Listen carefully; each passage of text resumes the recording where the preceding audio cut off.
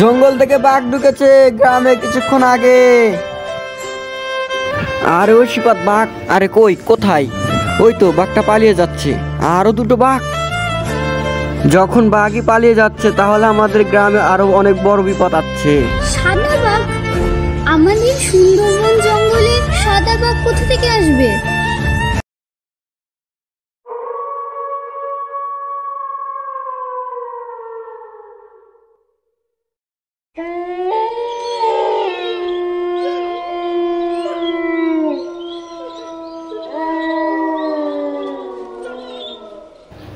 সকল গ্রামবাসীকে জানানো যাচ্ছে যে আপনারা যে যেখানে আছে অবিলম্বন করে ঘরে ঢুকে জানালা দরজা লাগিয়ে দিন।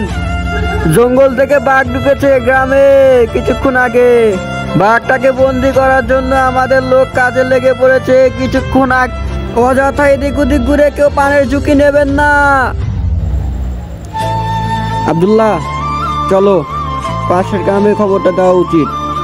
চলো পাশের গ্রামে যাই। হ্যাঁ স্যার, পাশের গ্রামে খবরটা জানানো অত্যন্ত জরুরি, কারণ কারো কিছু হয়ে গেলে দায়ভারটা আমাদের উপরে আসবে। চলুন স্যার, এখানে আর এক মুহূর্ত দেরি করে আমাদের কোনো লাভ নেই। চলুন স্যার।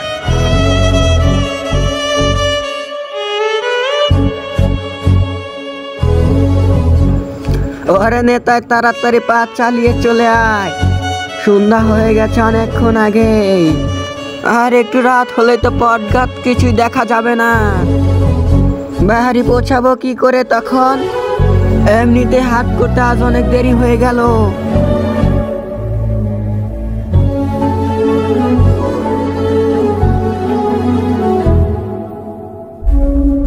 কোনে সন্ধ্যা? লোকে এখনো গরু বাছুর গলেই তুললো না, আর তুমি সন্ধ্যা বলছো? গরু বাছুর গলে মানে? ওই দেখো, ওখানে কিছু দেখতে পাচ্ছ? কি এমন দেখতে পেলি বলতো ওখানটায়? সন্ধ্যা হয়ে গেছে তো অনেকক্ষণ আগে। কার গরু বান্ধা আছে ওখানে? ওই বরেন্দা, বলি কি শোনো, ওই গরুটাকে ধরে নিয়ে গিয়ে বাজারে বিক্রি করে দেব। যা টাকা পাবো দুজন মিলে ভাগ করে নেব। কি বলো? কথা মন্দ বলিস নি। যদি নিয়ে দিতে গিয়ে ধরা পড়ে যায় তাহলে যে লোকে গরু চোর বলে গালি দেবে। বরেন্দা, আশেপাশে কোথাও মনে হলো যে বাঘ দেখে উঠলো। মনে হয় নদী পেরিয়ে বাঘ ঢুকে উঠেছে। ওই দেখো আবার। নেতাই, এটা গরু নয় রে, ডাক শুনে মনে হচ্ছে এটা বাঘ। ওই দেখ, আমাদের কথা শুনে এদিকে যাচ্ছে রে। বরেন্দা পালাও, এটা কোনো গরু নয়, এটা সাদা বাঘ, পালাও। সাদা বাঘ সুন্দরবনে কি করে এলো? বাঁচাও, বাঁচাও। সারা গ্রাম এমন জনশূন্য হয়ে গেল কি করে?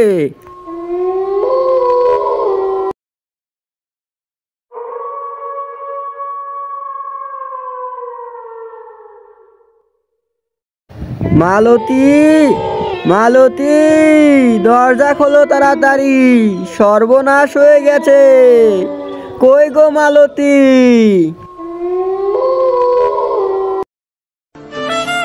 কি ব্যাপার, তুমি কোথায় ছিলে এতক্ষণ?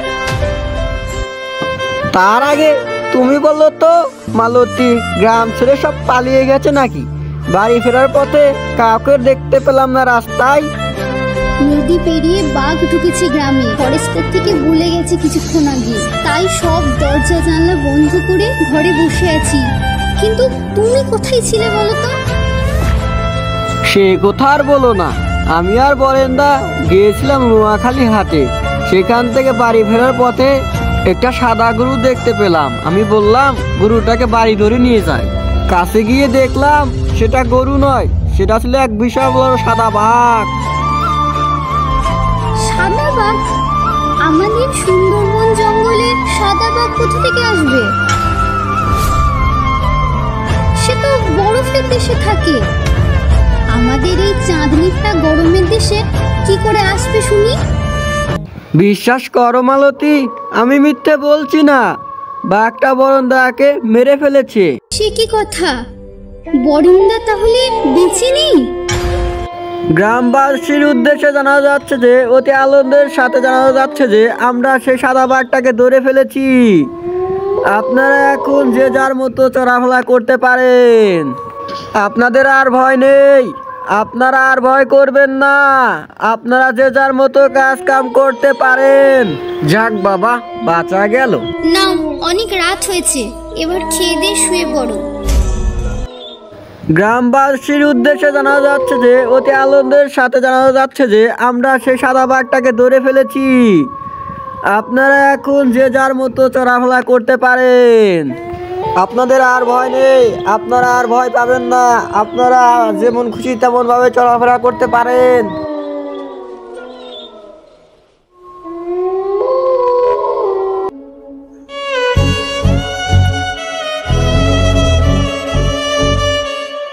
অনাইদা, আজ জঙ্গলে না গেলেই হতো। কাল রাতে এত বড় একটা ঘটনা ঘটে গেল। আরে জঙ্গলে না গেলে খাবে কি? ঘরে বসে মাছ ছুটতে হবে নাকি?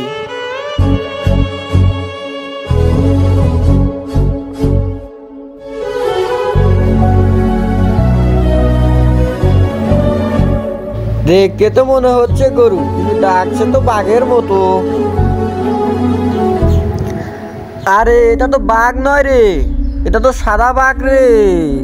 এটা সামনে পড়লে আমাদের একজনকে বাঁচাবে না। চল পালা পালা পালা। হাই ভগবান, এটা কি?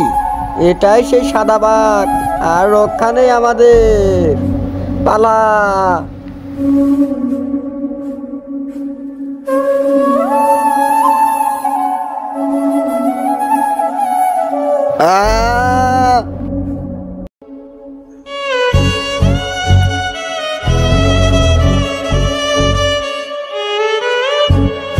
হে ভগবান, আমাকে রক্ষা করো ভগবান, আমাকে রক্ষা করো ভগবান।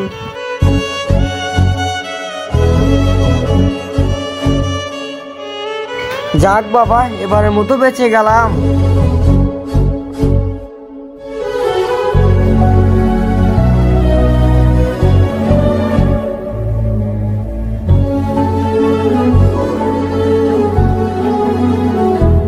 অসংখ্য ধন্যবাদ ফুল ভিডিওটা দেখার জন্য। ভিডিওটা ভালো লাগলে লাইক করতে আর সাবস্ক্রাইব করতে কখনোই ভুলবেন না, প্লিজ।